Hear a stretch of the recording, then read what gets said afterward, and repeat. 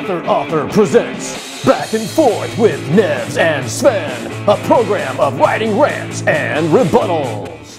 I'm a plot guy. When I read Isaac Asimov's Foundation series back in junior high, I loved it. I was so swept away with it, but in looking back on it, I would have to say that the real character that really stood out was the mule, and the rest of the characters just were there to sort of drive the plot forward. Looking at books, movies, and television series from the 1950s on to today, it's kind of obvious to see how character has evolved. They used to be pretty one-dimensional, two-dimensional back in the 50s, even up and through in the 80s. But it seems today that people are much more interested in characters that have deep psychological motivation, and this is great. For me, complicated plots organically grow from the characters that exist in there. Of course, that said, I usually start with plot, and then I think of the best characters that can fit within that universe and sort of resonate back and forth with that world. I know other writers that actually start with the characters and then throw the twists and turns as they write, which is pretty cool because that's how real life works, but for me, that's not sustainable, especially if I'm writing a series, because I kind of have to know where everything is going. That's not to say that I don't have spontaneity in my writing, because a lot of times what I'll do is I'll sit down and I'll think about a scenario and I'll think about, what's the craziest outcome from this?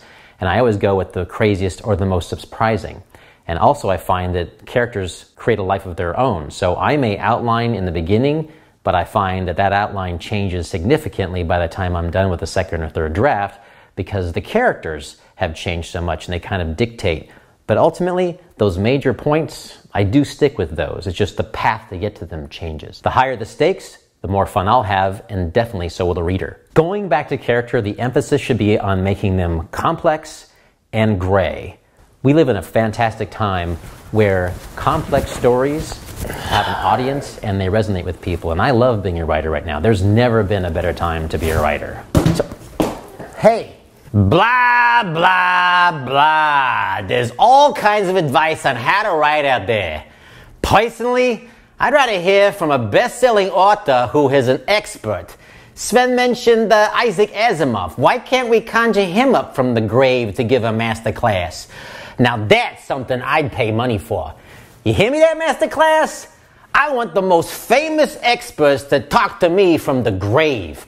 I want to learn about war strategy from Alexander the Great. I want to learn how to be a playwright from Shakespeare. And I want to learn about nonviolent conflict resolution from Gandhi. Sorry about the shoe. I'd pay extra if these people came back as zombies. But all those guys are so decomposed, they just be talking skeletons.